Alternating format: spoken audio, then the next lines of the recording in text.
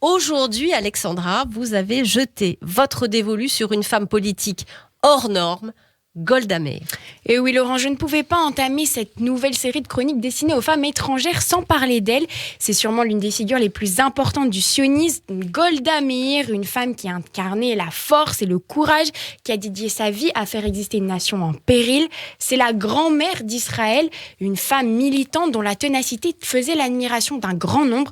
Et je vous propose de revenir sur son destin hors du commun ce matin. Alors justement, Alexandra, est-ce que vous pouvez nous en dire un peu plus sur les origines de Golda Meir? Et oui, elle naît Mabovitch le 3 mai 1898 à Kiev, au cœur de l'Empire russe. C'est la 7e d'une fratrie de 8 enfants. Elle grandit dans la tradition juive, même si la famille est peu pratiquante. Mais la famille est vite rattrapée par l'antisémitisme ambiant. Golda a 8 ans lorsque son foyer fuit les pogroms et s'exile aux États-Unis. La famille se réfugie dans le Wisconsin à Milwaukee. Et son engagement pour la cause sioniste va apparaître comme une évidence. Et oui, adolescente, elle va habiter avec sa sœur Sheina à Denver. Sa sœur est très sioniste. Elle organise des réunions à la maison avec des intellectuels, des politiques. Et c'est là que sa vie militante commence vraiment. À 18 ans, elle participe à des réunions politiques. Elle y prend la parole pour défendre un sionisme socialiste. Et elle rejoint le mouvement marxiste Poale Zion. Alors un engagement sioniste qui est concrétisé par l'installation en Israël. Et oui, à Denver, Golda Meir a rencontré Maurice Meyerson, un jeune peintre d'affiches juif. Le couple se marie et en 1921, ils font leur alia. À l'époque, ils rejoignent la Palestine mandataire et s'installent dans un kibboutz qui serait aujourd'hui situé au nord d'Israël.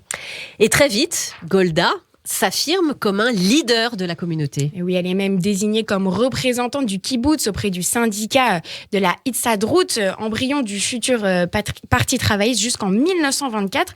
C'est la date à laquelle le couple quitte le kibboutz pour emménager à Tel Aviv puis à Jérusalem. Ils auront 2 enfants, Menachem et Sarah. Et à partir de là, Golda Meir va faire de la création d'un État juif le combat de sa vie. Et l'élément déclencheur, c'est en 1938 lorsqu'elle est nommée observatrice juive de la Palestine à la conférence d'Évian. Alors, la conférence d'Évian, c'est quoi ?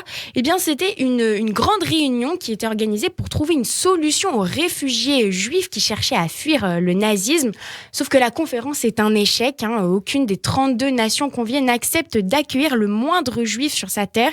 Et à la suite de quoi, elle déclara, je cite, « Il y a une chose que j'espère bien voir avant ma mort, c'est que mon peuple n'ait plus jamais besoin qu'on lui exprime sa sympathie. » C'est quand même très fort. C'est très fort, effectivement. Et une détermination sans faille que Ben Gourion a bien compris, puisqu'il charge Golda Meir d'une mission particulièrement importante, Alexandra. Au lendemain de la déclaration d'indépendance de l'État d'Israël, elle reçoit le premier passeport israélien.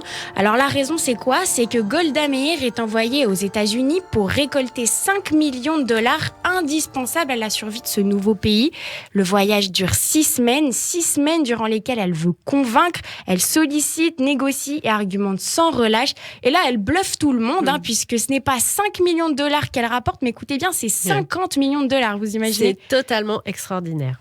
Et ce coup d'éclat ne s'arrête pas là, puisque à son retour, elle entame une brillante carrière politique que l'on connaît. Et oui, elle devient ministre du Travail puis ministre des Affaires étrangères.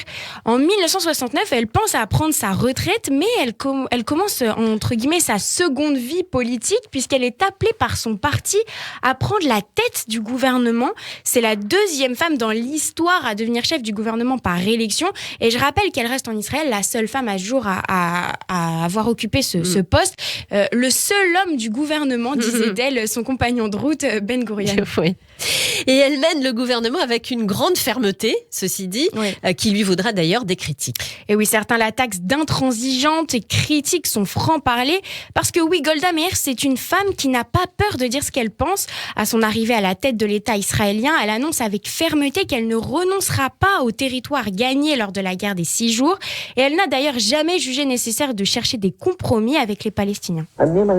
Si je dois choisir entre avoir une belle image et renoncer à notre existence, ou bien exister mais avoir une mauvaise image, alors je choisis la seconde option. C'est un tempérament qui lui vaudra le surnom de la Dame de Fer bien avant Margaret Thatcher d'ailleurs. Et c'est la guerre de Kippour en 1973 qui la pousse à démissionner. Et oui, certes, la guerre est remportée, mais les pertes humaines sont considérables. 2500 soldats israéliens sont morts au combat.